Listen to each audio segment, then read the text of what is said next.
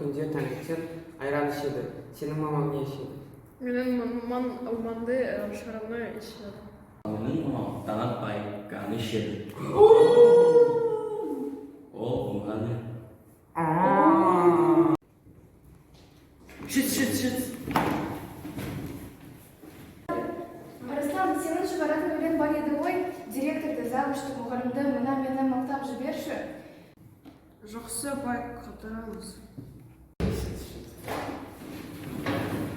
Сәлеметсіз бе балалар? Отырыңыз. Балалар, енді өтіп сырмасын айтайық. Мұғалім, мен айтыншы. Қалай тамай? Келеміз ғой бала сөзді. Әділеттен кісімене. Бірақ, на